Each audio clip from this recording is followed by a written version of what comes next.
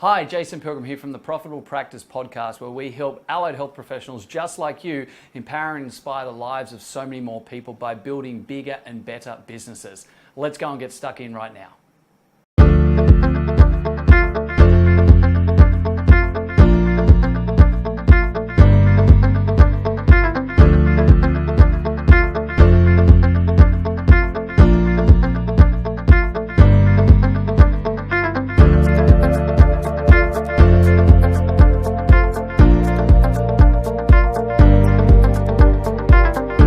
G'day guys, Profitable Practice podcast right here. Jason Pilgrim, you guys know who I am, founder of the Global Kaizen Group, CEO of the Profitable Practice, and I'm actually here in beautiful Vanuatu at the moment. I've just stepped inside because it's pretty hot and didn't want to blind you guys with the beautiful beach in the background with the lagoon, etc. But and there I am. I'm pretty much done now with making you guys feel jealous.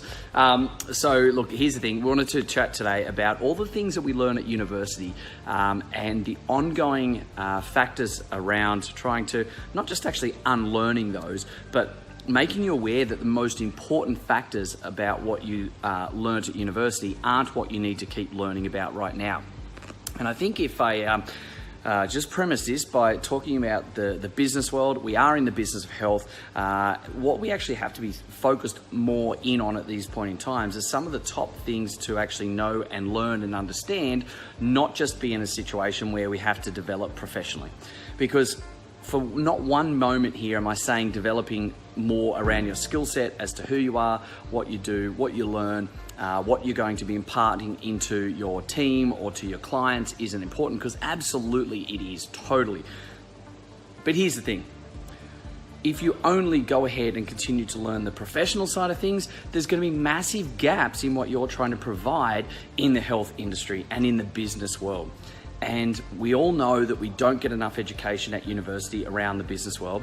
And in many respects, I don't even think the simple solution is to get universities to actually teach us more around business, because without being disrespectful, it's academics trying to teach people about the business world, and for the vast majority of them, they haven't been in the business world. The ones that people that we should be learning from are the people that are actually out there doing it, that have been there and done that.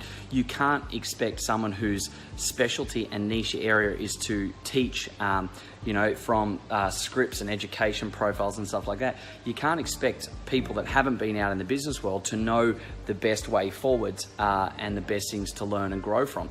So I think what I see, well, it's not what I think, it's what I know I see a lot of, is everyone comes out of university, and we've all been new grads.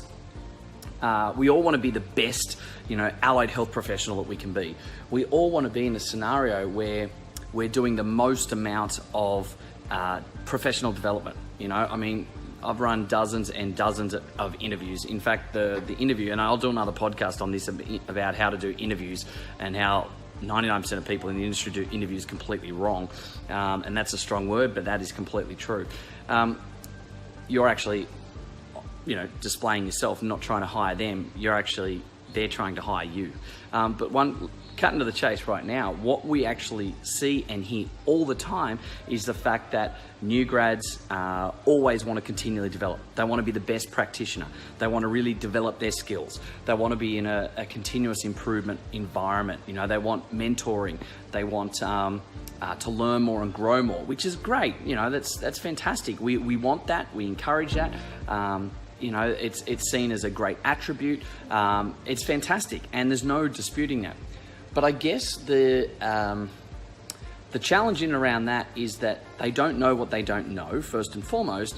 And secondly, it's all about being the best physio or the best EP or, the best chiropractor, or how do I become a more well-rounded dietitian, or, I need to have better podiatry skills, etc., which is all great, and that's fantastic. But for so many people, they want to go out into their own business, or they at least want to go into private practice and get themselves established. And so while they try and do that, they're not actually understanding the business of health. They're not actually understanding the importance of learning professionally about business and about developing themselves professionally, not just not just in a technical way, but actually in more of the business and real world scenarios, right? And so this is the thing that I wanted to talk about today.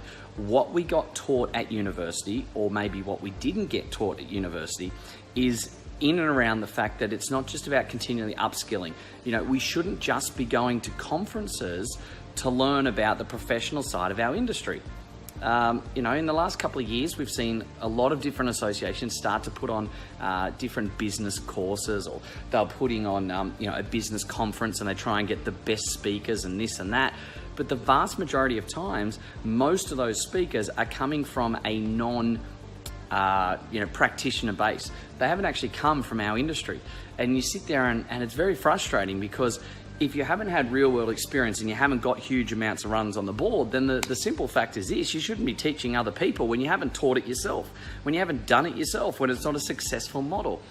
So there's a lot of challenges in and around that in its own right, but there's also a scenario in place where we've got to be able to learn from the people doing the best things in place on the business side, and what to do with clients and get the best results, not just how good is your professional ability.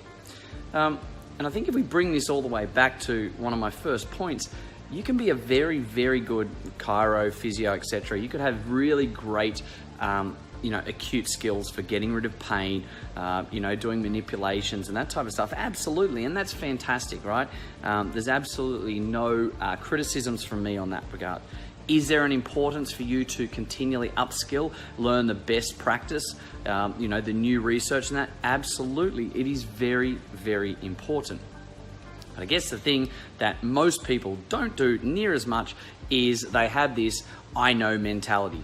They have this I know, I've got it, I'm really good, my clients love me, my books are full, etc., which is great. But what you're actually not realizing is you need to continually learn and grow and develop on all of the areas that you haven't actually done so. And that's where understanding business and understanding, the real world of private practice, and understanding how you can use models, how you can actually use the best templates, how you can actually continue to upskill yourself and your team is going to be just as important. In fact, in many respects, more important than your clinical skills, okay? Now, I know that there's going to be academics listening to this going, "Whoa, Jason, no, it's not." Well, actually it is, because when you get into consults, what you're actually needing to provide more than ever to clients is an understanding of relationship. You've got to understand their emotions. You've got to understand all the NLP. You've got to be able to pre-frame. You've got to be able to set pathways and have particular roadmaps in place. Like for myself, I teach people this all the time. We have the patient pathway, we have the roadmap, the patient pipeline, the perfect consult pathway. They're all part of my signature trademark systems and models that we roll out, because that is more critical than your ability to actually diagnose. It is more critical to give people that instant gratification than what it is to be able to show off your expertise with extra letters after your name, or you've done the latest course on A, B, C, and D. People like that? Absolutely. People feel comfort in that? Absolutely. But do people get better results straight up as a net result? 9 times out of 10, no. And that's simply because they don't actually understand how they are selling to people and how we need to actually be involving people in the actual process and pathway.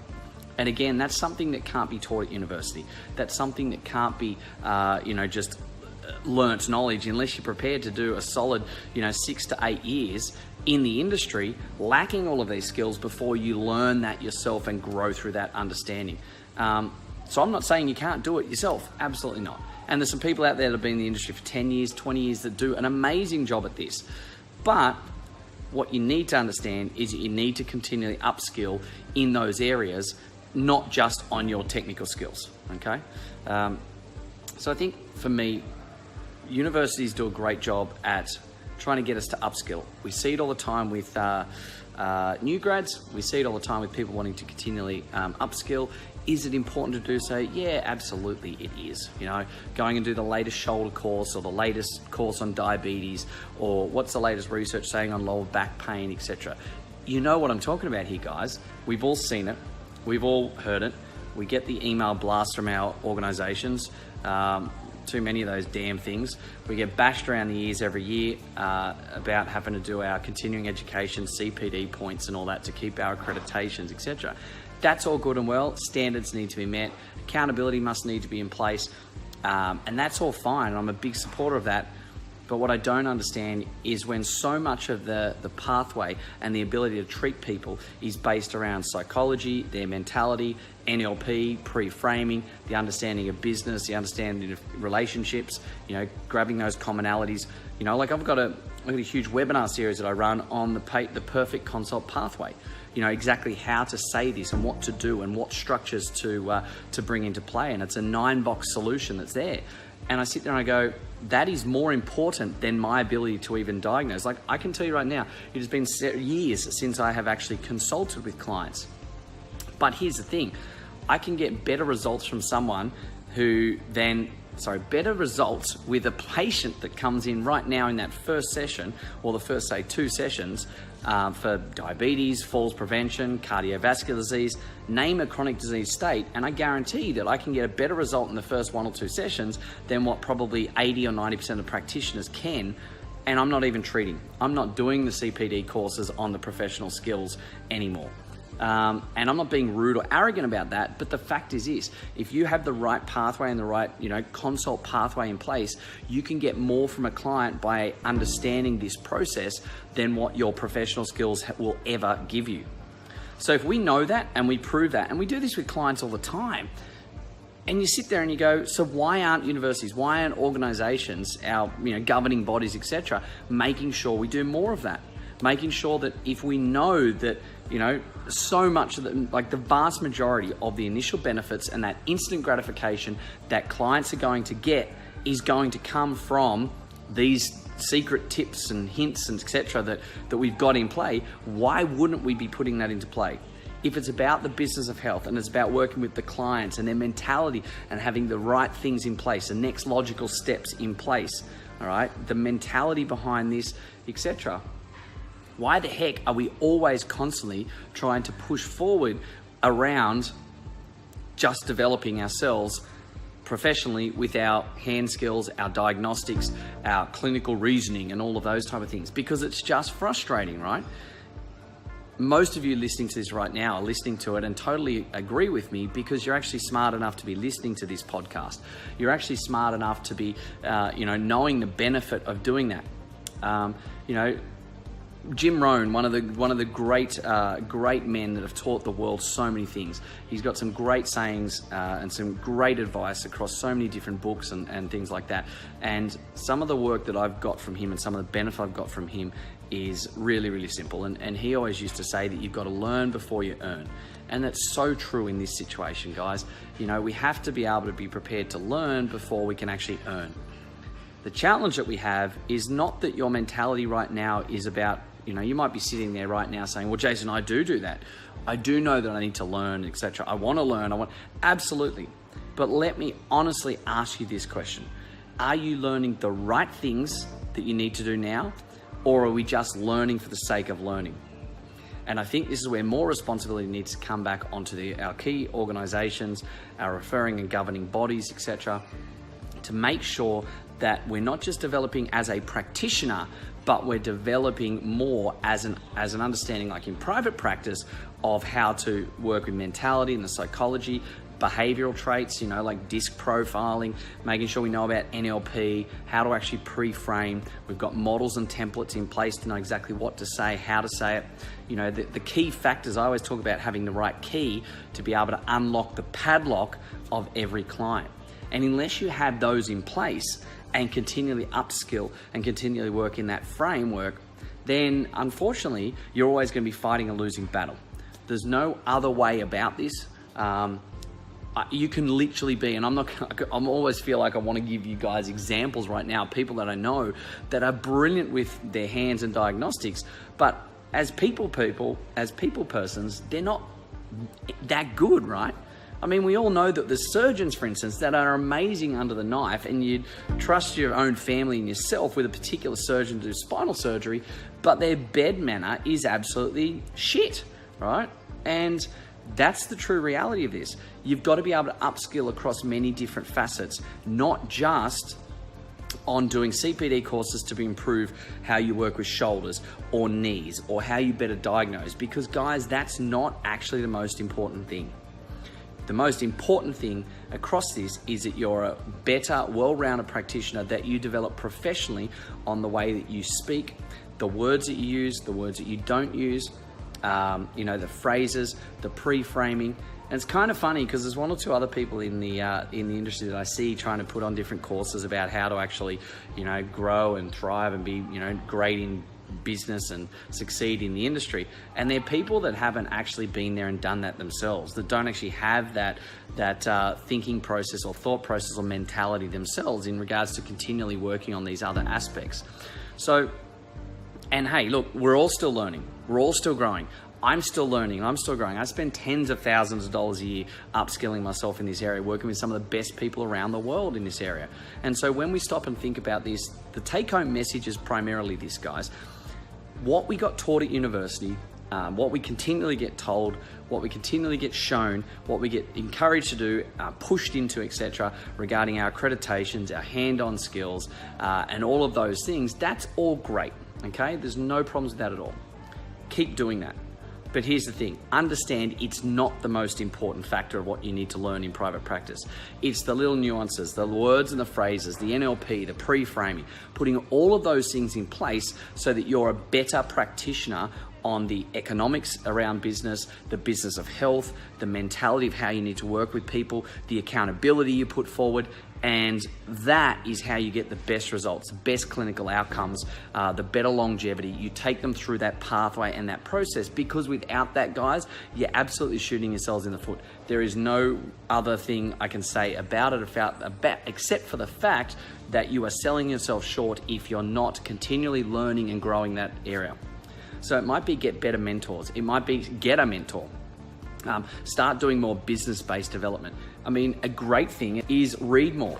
I mean, I'm rereading, not reading for the first time, but rereading James Kerr's book called Legacy, and it's all about how the All Blacks, what the All Blacks can teach us about, like from life, what they can teach us about the business of life. And some of the learnings in this book are amazing. Now, I'm rereading that book. I've read it before.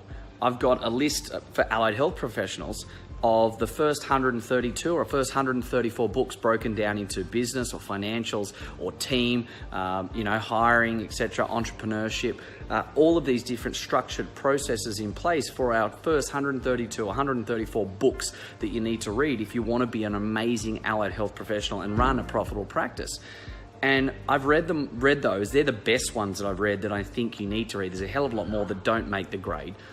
But it's about also rereading some of the really good ones to be able to get more from it. It's about continually learning from the people that have been there and done that, from the people that actually understand it, that it's not just about your hand skills, your diagnostics, and your acute, ability to treat, but it's actually ability to actually learn more and grow more as a person, to be able to interact better, get those relationships, pathways, models, templates, frameworks, and have that in place, because that is more important than any other single factor in private health, in private practice.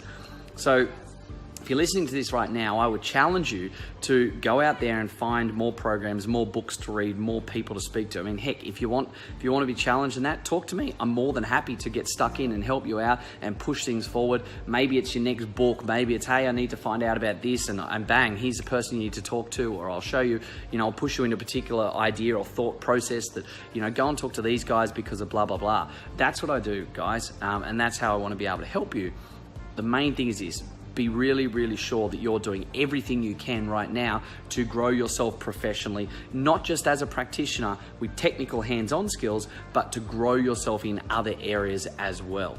So here's the thing, university and organizations will teach you a lot of things, a lot of great things, and there's a lot to do with CPDs that you need to continue to learn and understand. But the main stuff about private practice that you're missing out on, that you need to learn more about, is right there in front of you. Go and learn that, go and understand it, go and implement it, because it's like poker.